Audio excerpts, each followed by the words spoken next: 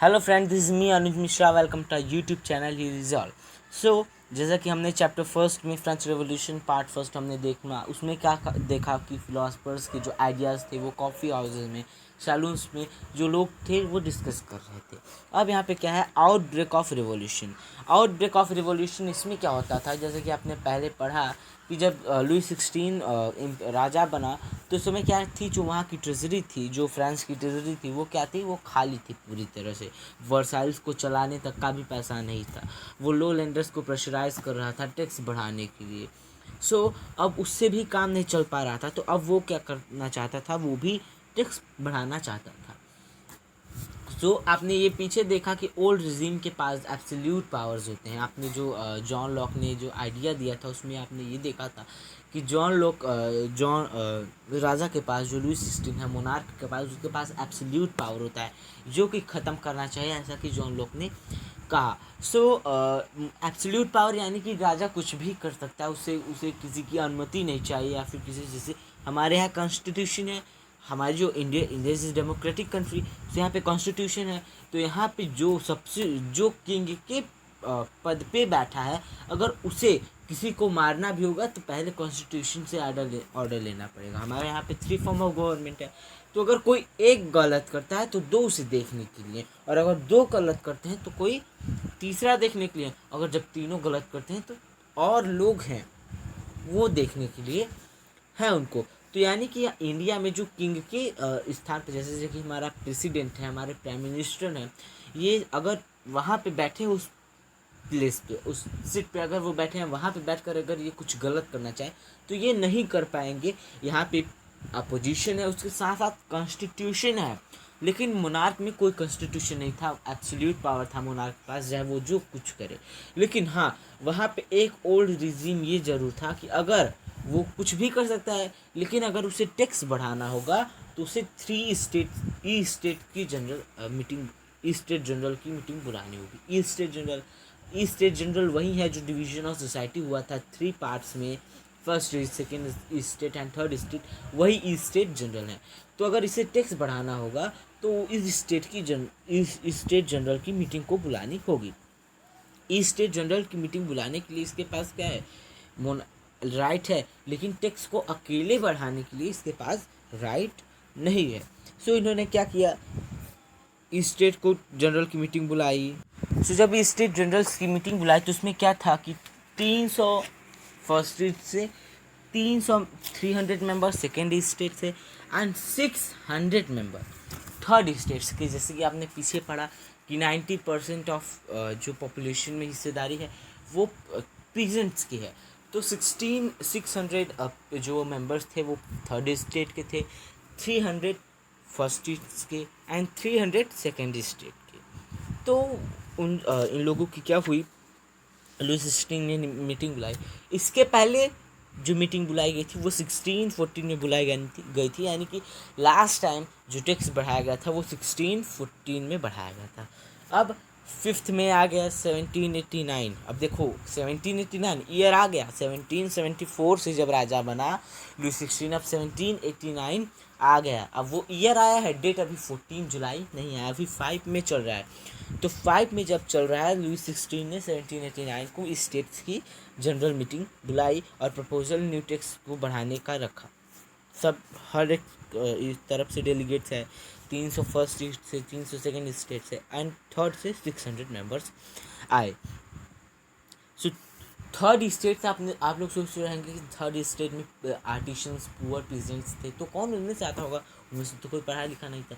Third state में भी 3 states थे जो कि पहले में प्रॉस्परस एंड एडुकेटेड लोग थे, जो कि बिग बिजनेसमैन थे, जो मर्चेंट्स थे, जो कोर्ट ऑफिशियल्स थे, जो लॉयर्स थे, ये प्रॉस्परस थे और एडुकेटेड थे, तो वो रिप्रेजेंटेटिव थे थर्ड स्टेट से। इनकी मुंह में बुलाई गई। लेकिन जो वर्साइल्स पैलेस था, वर्साइल्स में मीटिंग रखी गई।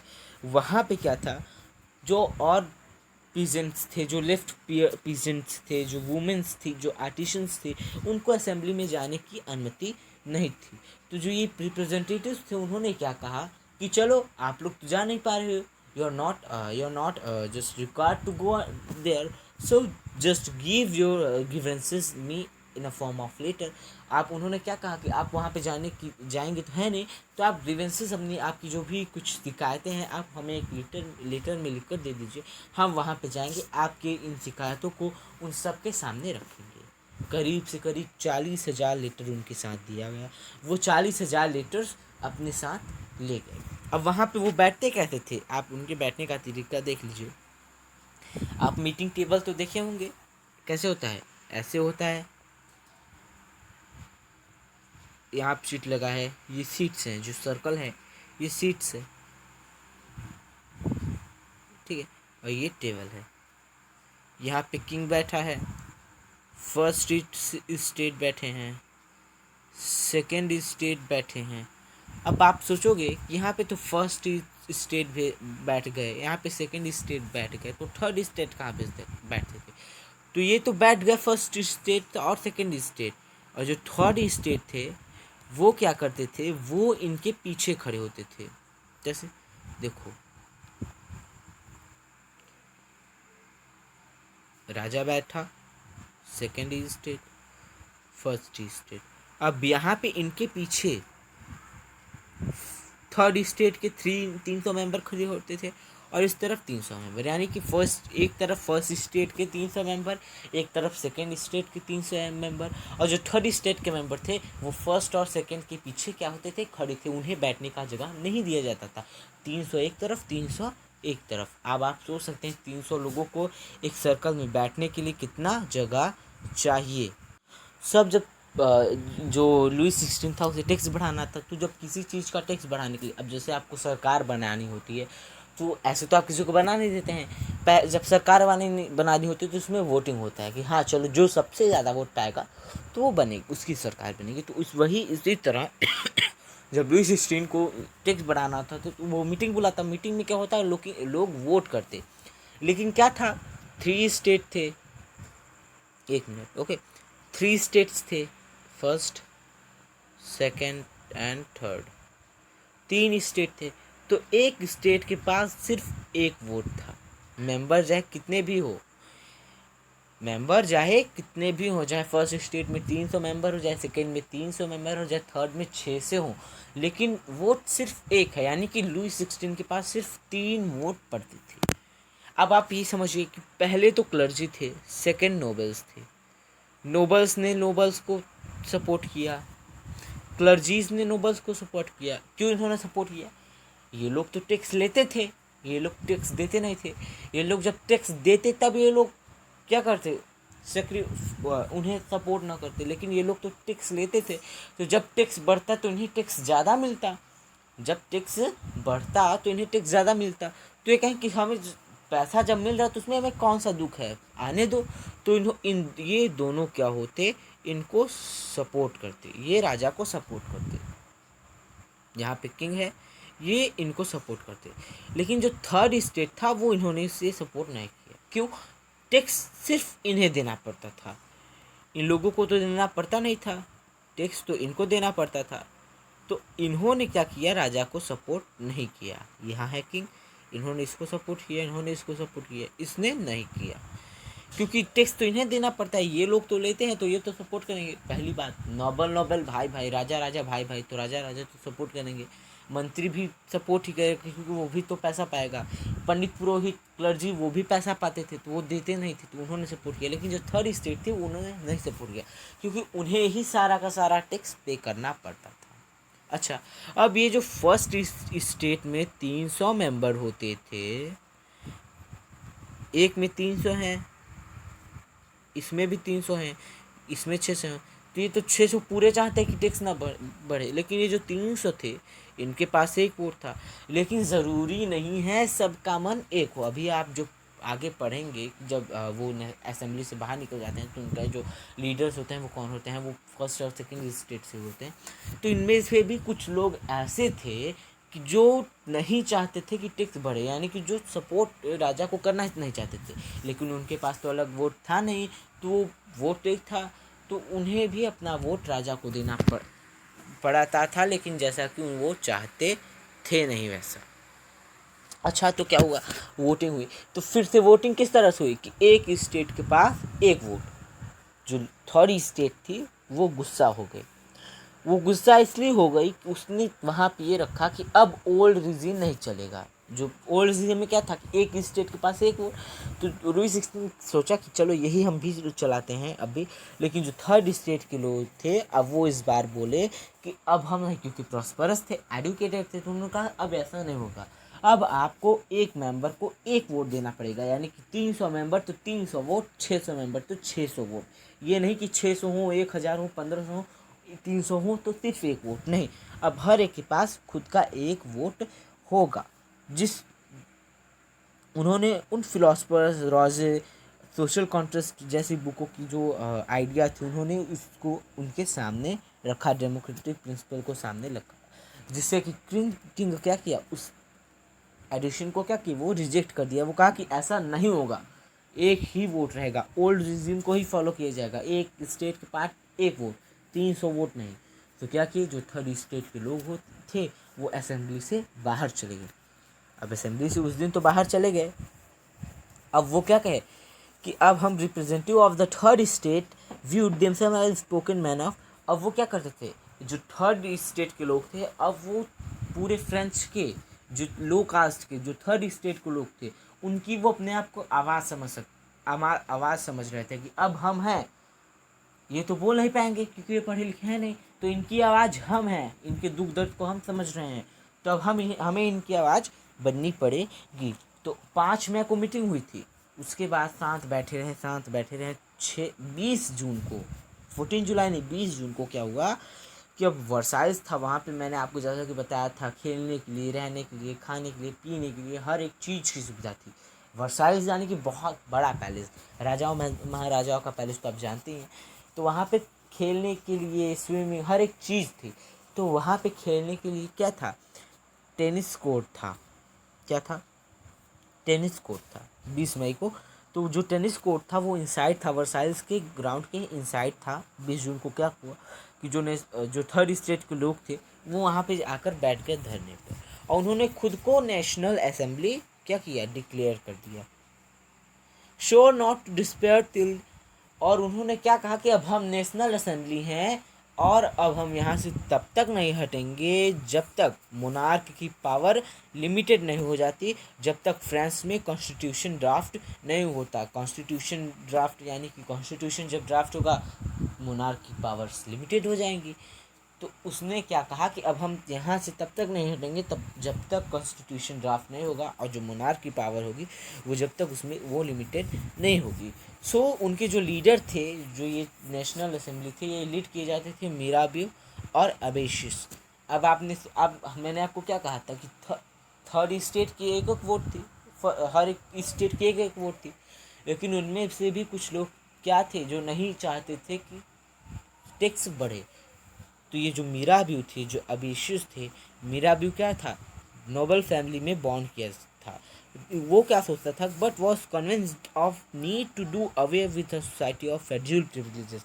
जो जन्म से ही विशेषाधिकार दिए जाते हैं, ये सब चीज़ें नहीं देनी चाहिए, मीराब्यू का सोच था। He brought out a general and delivered powerful speech. और जो वहाँ पे जनता भीड़ जमा हुई थी टेनिस कोर्ट में, वहाँ पे उन्होंने एक पावरफुल स्पीच दिया। जो मिराबियो थे उन्होंने एक इंटेल पैम्पलेट लिखा जिसका नाम था व्हाट इज़ थर्ड स्टेट। अब मैंने आपको क्या बताया कि फर्स्ट और सेकंड में ही कुछ ऐसे लोग थे जो नहीं चाहते कि टैक्स बढ़े, जो नहीं चाहते थे कि फेडरल प्रिविलेजेस दिए जाएं, बर्थ प्रिविलेजेस दिए जाएं।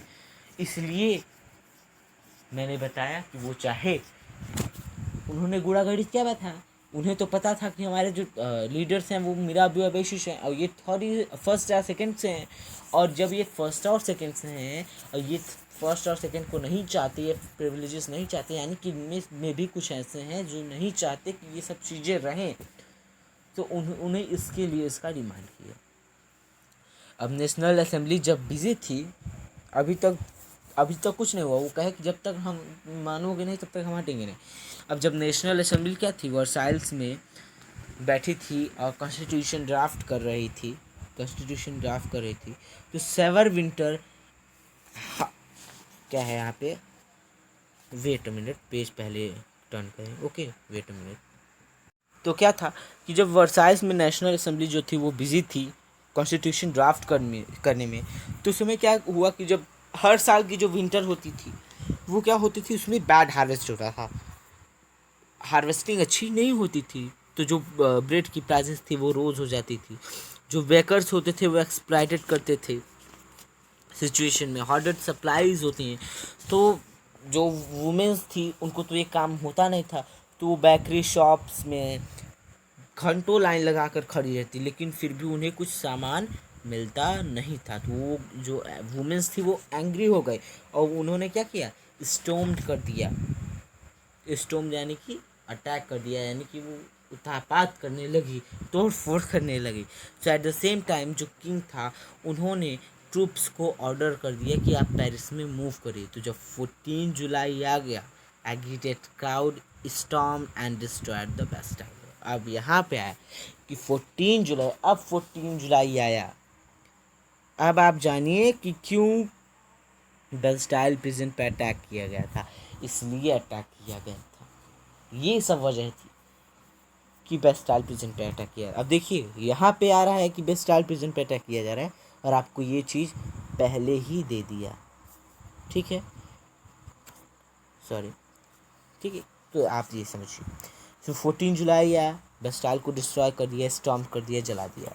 कंट्री साइड में पूरा अफवाह फैल गया, गांव से गांव, शहर से शहर, हर एक जगह ये अफवाह फैल गया कि village that the word क्या है, lords of Manor had hired bands of brigands who were on their way to destroy the ripe crops. Caught in frenzies of fear, peasants in several districts seized horse and pitchfork and attacked Chatrix. They looted hoarded grains and burned ground. So ये अफवाह फैल गया पूरे गांव और village में, क्या कि जो लैंडलॉर्ड्स हैं या फिर जो लॉर्ड्स हैं, मैनोर मतलब क्या होता है, an estate consisting of lords land and his mansions. तो जो स्टेट के थे लैंड लॉर्ड्स थे, ये अफवाह फैला कि उन्होंने क्या किया, हायर्ड बैंड्स को क्या किया, ये दे दिया है कि आप जाकर राइप क्रॉप्स को, गांव में जाइए, शहरों में जाइए, जो राइप क्रॉप्स हैं उसे आप डिस्ट्रॉय कर दीजिए। तो वहाँ पे जब ये जब अफवाह फैली तो वहाँ के जो लोग थे वो क्या हो गए, वो डर से गए। और चैटविक्स मतलब क्या होता है, कास्टल और stately residence belonging to a king और अ नोबलमैन, यानी चैटविक्स यानी कि जहाँ पे जो नोबलमैन और या फिर जो किंग होते हैं उनकी एक रेसिडेंसीज होती थी, वहाँ पे उन्होंने हमला किया, उन्होंने ग्रेन्स को उठा लिया, पूरा जो उनसे टैक्स के रूप में उन्होंने लिया था उसको क्या किया, उन्होंने उठा लिया। जो वहाँ पे डॉक्यूमेंट्स थे उन्होंने उसे जला दिया। और डॉक्यूमेंट्स क्या क्या था, रिकॉर्ड ऑफ मैनोरियल ड्यूज़, उसमें मैनोरियल ड्यूज़ के डॉक्यूमेंट्स थे, उन्होंने उसे जला दिया। लार्ज नंबर्स ऑफ नोबल्स क्या हुए, वो अपने घर छोड़कर बाहर चले गए, कुछ तो नेबरिंग कंट्रीज़ में भी चले गए। अभी उन्होंने जब सोचा, जब इतना कुछ हो ही रहा है, हम जला रहे हैं, तो जो डॉक्यूमेंट्स हैं उनको भी क्यों न जला दें। और उन डॉक्यूमेंट में क्या था कि कौन कितना लोन लिया है, कहाँ से लिया है, कौन दिया है, वो सब डॉक्यूमेंट था। तो कहा जब हम इतना कर रहे हैं कि हम इनको भी जला दें तो सारा नामो निशान मिल जाएगा, हमें लोन भी नहीं देना पड़ेगा, और हम लोन लिए थे वो उसका कुछ है ही नहीं। डिलीट कर दिए उन्होंने, सारा का सारा जला दिया। जो नंबर्स थे वो अपना घर छोड़ के भाग गए शहरों में। फिर क्या हुआ, faced with the power of his revolting subjects, अब फाइनली क्या हुआ, जब इतना कुछ लुई 16 ने देखा कि बेस्टाइल प्रिजन पे अटैक हुआ है, नोबल मैन छोड़ के भाग रहे हैं, तो उन्होंने क्या किया, फाइनली उन्होंने नेशनल असेंबली को के रिकॉर्ड्स को एक्सेप्ट किया, प्रिंसिपल को एक्सेप्ट किया। उन्होंने ये कहा कि अब हमारी जो पावर है वो लिमिटेड है और ये हमेशा से चेक की जाएगी कॉन्स्टिट्यूशन के द्वारा। सो 4 अगस्त, 14 जुलाई बीत गया, अब रिवॉल्यूशन स्टार्ट है। 4 अगस्त 1789 को असेंबली ने क्या किया, assembly passed a decree abolition the federal system of religion and taxes. Members of clergy too were forced to give up their privileges. और 4 अगस्त 1789 को जो असेंबली था उसने एक डिक्री पास किया जिसमें कि फेडरल सिस्टम को ख़त्म करते हुए कहा कि अब फेडरल सिस्टम यानी कि जो विशेषाधिकार थे वो ख़त्म हो गया, जो उसके मेरिट पे विशेषाधिकार दिया जाएगा, और ये टैक्सेस वैक्सेस वाली सारे सिस्टम को ख़त्म किया गया। यानी कि दिया जाता था, जो लायक हो उसको दिया जाता था। जो क्लर्जी की ज़मीन थी उसे क्या किया, वो सारा का क्या था यहाँ पे, members of the clergy too were force to give up their privileges, और जो क्लर्जी थे उनको भी जो उनके विशेषाधिकार थे उन्हें छोड़ना पड़ा। टाइट फॉर एबॉलिश, जो टाइट यानी कि जो क्लर्जीज को टैक्सेस दिया जाना था वो भी ख़त्म कर दिया गया। Land own by church were confiscated, और जो लैंड ओन किया जाता था चर्च के द्वारा वो पूरा का पूरा कॉन्फिस्केट कर दिया गया। एज रिजल्ट क्या हुआ, जो गवर्नमेंट थी acquired assert with worth at least 2 billion levers, 2 billion levers को उसने क्या किया, लिया। यानी कि वो इतना मार के बैठे थे पैसा। ध्यान से सुन, नेक्स्ट पेज पे चलते हैं। अब जब आ गया है फ्रांस में कॉन्स्टिट्यूशन, तो वो मोनार्क से बनकर कॉन्स्टिट्यूशन मोनार्क बन गया। France become an constitution monarch. National assembly जो थी उसने 1791 को कॉन्स्टिट्यूशन को ड्राफ्ट किया। ड्राफ्टिंग कॉन्स्टिट्यूशन कंप्लीट हुआ 1791 में। इट मीन्स जो अब मोनार्क की पावर्स थी वो लिमिटेड हो गई, और जो ये था कि these powers instead of being concentrated in hand of one person were now separated and assigned to different institutions. अब जो ये एक लोग के हाथ में पावर था, अब वो क्या हुआ, वो अलग अलग लोगों को असाइन कर दिया, अलग अलग इंस्टीट्यूशंस को, लेजिस्लेचर्स को, एग्जीक्यूटिव एंड जुडिशरी को दे दिया गया। This made a France a constitutional monarch. अब इसने ये सारी चीज़ें 3 पार्ट ऑफ गवर्नमेंट हो गए, एक के पास राइट नहीं है, मोनार्क की पावर्स लिमिटेड हो गए। ये एक चीज़ मोनार्क बनाता है, एक कॉन्स्टिट्यूशनल मोनार्क बनाता है फ्रांस को। यहाँ पे आप देखिए चार्ट देख रहे होंगे किस तरह से था, देखिए। लेकिन उसमें भी क्या हुआ, भेदभाव हुआ। पहले नीचे पढ़ लेते हैं फिर इसको देखते हैं। The Constitution of 1791 vested the power to make laws in National Assembly, which was indirectly elected. That is, citizen voted for a group of electors who is turned to choose assembly. Not all citizens, however, the right to vote. Only men above 25 years of age who paid tax equal to at least 3 days of labor wages were going to the status of active citizen. That is, they were entitled to vote. The remaining men and all women were classed as specification to qualify as an elector, and then as a member of assembly a man had to belong to a highest bracket of taxpayer. अब क्या होता था कि जब 1791 में constitution draft हो गया, उसने पावर लॉज बनाए नेशनल असेंबली में कि इनडायरेक्टली जो लोग इलेक्ट करते थे, अब वो इलेक्ट क्या करेंगे, लोगों के सिटीजन और इलेक्टर्स के बीच में कॉन्ट्रैक्ट होगा तब वो इलेक्ट करेंगे। जो सिटीजन्स होते थे वो क्या करते थे, इलेक्टर्स को वोट करते थे। फिर जो इलेक्टर्स होते थे वो किसको चूज़ करते थे, वो असेंबली के रिप्रेजेंटेटिव को चूज़ करते थे, ठीक है। तो अब जो सिटीजन्स थे वो इलेक्टर्स को चुनते, और जो इलेक्टर्स थे वो असेंबली के मेंबर्स को। असेंबली में 745 मेंबर्स होते थे। लेकिन अब भी हर एक सिटीजन को वोट नहीं मिला कि हर एक सिटीजन वोट दे। पैसिव सिटीजन, एक्टिव सिटीजन उसमें भी बनाया गया। पैसिव में कौन आते थे, पहले एक्टिव सुनिए। एक्टिव में कौन आते थे, जो 25 साल से ऊपर हो। वुमेन को तो एकदम वोट राइट ही नहीं दिया गया कि वो वोट दें। कोई भी वुमेन, चाहे वो 25 साल की, चाहे 50 साल की हो, उसे वोट राइट नहीं दिया गया है। मेन में जो 25 साल के ऊपर हो, पहला पॉइंट। दूसरा पॉइंट ये कि वो 3 दिन के लेबर वेजेस के इक्वल टैक्स पे करते हैं, कि जितना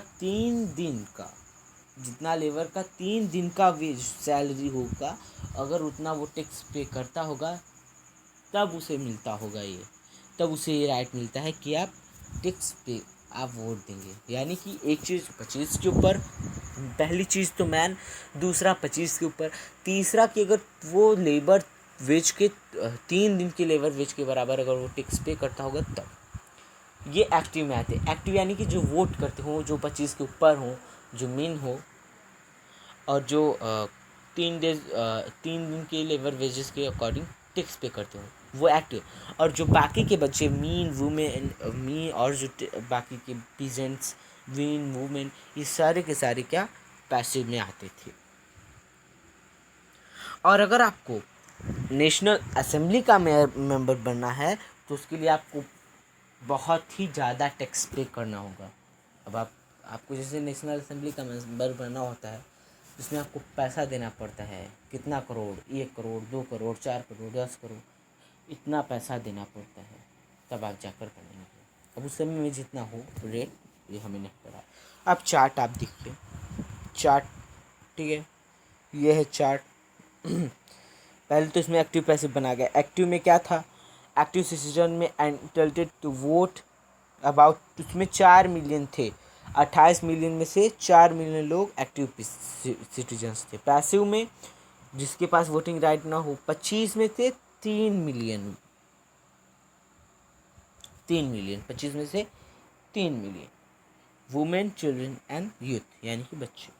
अब क्या क्या होता है, ये सब क्या करते हैं, ये रिप्रेजेंटेटिव्स को वोट करते हैं, यानी कि इलेक्टर्स को वोट करते हैं। आपके गांव में होता है ना कि वो खड़ा हुए हैं, वो खड़ा हैं, वो खड़े हैं, वो खड़े हैं, आपने उनको वोट दिया।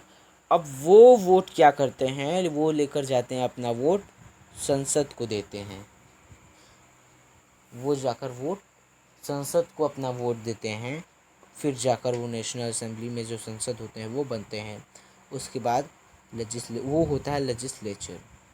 अब लेजिस्लेचर किसको कंट्रोल करेगा, किंग को और किंग के मिनिस्टर्स को। कचरा हो गया। लेजिस्लेचर, सॉरी रोटी हो गई। लेजिस्लेचर किंग को कंट्रोल करेगा, उसके मिनिस्टर्स को। अब यही जो एक्टिव पैसिव होंगे, एक्टिव सिर्फ ये जुडिशरी जजेस को वोट करेंगे, जजेस बनेंगे। अब ये इन सब के ऊपर देख रहा है, इसे भी देख रहा है और इसे भी देख रहा है, कहीं भी गलत सही हुआ तो तुरंत एक्शन लेगा। ठीक है, तुरंत का तुरंत एक्शन। अब जो कॉन्स्टिट्यूशन था उसमें जो पहला था, उसमें क्या था, राइट था पहला कि right of men and citizen पहला था, जिसके अंदर राइट्स के अंदर जिसमें कि right to life, freedom to speech, freedom of opinion, equality before law were established as natural and inalienable right that belong to each human being by birth and could not be taken away। Natural and ineligible rights क्या होते थे, जिसमें कि right to life, यानी कि right to life, freedom of speech, कुछ भी आप बोल सकते हैं, फ्रीडम टू ओपिनियन, कुछ भी आप ओपिनियन सलाह दे सकते हैं, लॉ के सामने इक्वल, ये सारी नेचुरल एंड इनएलिजिबल राइट्स हैं जो कि लोगों को उनके जन्म से ही दिया जाएगा और कोई भी इसे छीन नहीं सकता। और ये स्टेट की ड्यूटी है कि सब के नेचुरल राइट्स को क्या करें, उनकी देखभाल करें। The declaration of right of man and citizen painted bye artist ले बार्बियर इन 1790। ये देख रहे हैं आप जो पेंटिंग, ये ले बार्बियर के द्वारा 1790 में क्या किया गया था, छापा गया था ये। ठीक है, ओके। अब आपने जो पीछे पेंटिंग देखी, वो पेंटिंग कुछ चीज़ों को शो करता है, कुछ चीज़ों को शो करता है, जैसे कि वो कुछ वहाँ के पॉलिटिकल सिंबल्स हैं फ्रेंड्स के। आपने जो एक मिनट मैं पीछे करता हूँ। आप जो ये ड्राइंग देख रहे हैं, ये तो पहला आप देखिए, एक मिनट, ये जो ब्लैक वाला है ये लॉ टैबलेट है। लॉ टैबलेट यानी कि इसके सामने हर एक लोग इक्वल हैं, इसके सामने हर एक लोग इक्वल हैं, ये लॉ टैबलेट है। ये आप जो लेडी देख रहे हैं, ये लेडी क्या है, रेड, ये रेड है, ब्लू, और यहाँ पे देखिए इसके हाथ में कुछ वाइट है। ये फ्रांस का नेशनल सिंबल है। ये आप जो देख रहे हैं lady, winged lady, winged women, ये पर्सोनिफिकेशन ऑफ लॉ की देवी हैं, यानी कि आपके यहाँ जो भारत माता होती हैं एक इमेजिनरी, वैसे ये भी पर्सोनिफिकेशन ऑफ लॉ के हैं। ठीक है, आपने ये देखा। उसके बाद आप देखिए ये जो वुमेन है यहाँ पे देखिए, इसके हाथ में हथकड़ी है, ये शो करता है, मोटा हो जा रहा है, यहाँ पे है, ये शो करता है कि लोग, हर एक लोग क्या है, फ्री हैं। ये जो चैन्स है ये टूटे हुए हैं, यानी कि हर एक लोग फ्री हैं। ये जो आप बंडल ऑफ, यहाँ पे देखिए, ये आप देख रहे हैं ना, बंडल ऑफ रॉड बीच में लॉ टैबलेट के, ये यूनिटी को शो करता है कि स्ट्रेंथ लाइज इन यूनिटी, ताकत यूनिटी में होती है, एकता में बल होता है। ठीक है, उसके बाद यहाँ पे देखिए जो पर्सोनिफिकेशन ऑफ लॉ है की देवी है, ये आपने हाथ में कुछ ये ली हैं, स्पेक्टर इसे कहा जाता है। ये फ्रांस का क्या है, रॉयल पावर है, रॉयल सिंबल, रॉयल पावर का सिंबल है। यहाँ पे आप एक चीज़ और देखेंगे कि यहाँ पे ये देखिए रिंग तरह का ये स्नैक है, ये अपने पूंछ को खा रहा है। इसका मतलब ये है कि ये इटर्निटी को शो करता है, यानी कि यहाँ पे न कोई स्टार्टिंग है न कोई एंडिंग है। यहाँ पे आप देख, उसके बाद यहाँ पे एक टोपी देख रहे हैं, ये भी देख लीजिए। ये टोपी क्या होता है, जब स्लेव्स फ्री होते हैं, अभी आप पढ़ेंगे आगे उनकी, जब वो फ्री हो गए तो उन्हें ड्रेसेस कुछ दिए गए। तो जब स्लेव्स फ्री हो जाते हैं तो वो टोपी ये पहनते हैं, जो कि शो करता है कि दे बिकम फ्री, वो फ्री हो चुके हैं। ठीक है, तो आपने जहाँ तक है हर एक चीज़ को पढ़ा, अब आपको मैं आगे दिखा देता हूँ। ठीक है, जैसे कि मैंने आपको बताया कि ये जो चैन, टूटा हुआ चैन है, ये फ्रीडम को शो करता है, ये यूनिटी को शो करता है, ये स्पेक्टर है, रॉयल पावर सिंबल है।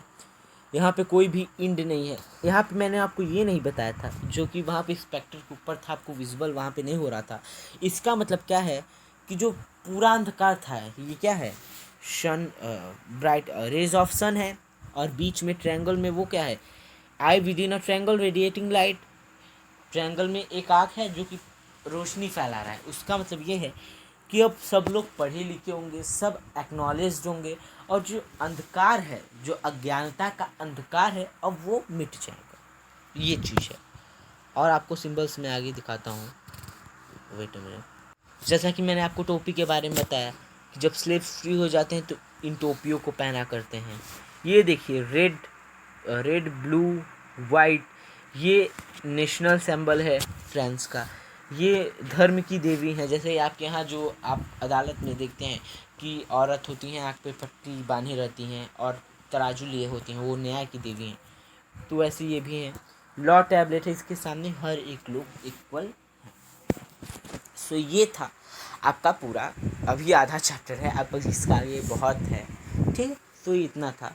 तब के लिए thank you, bye bye, take care, bye, क्योंकि वीडियो बहुत लॉन्ग हो जाए। थैंक यू, जय हिंद, जय भारत।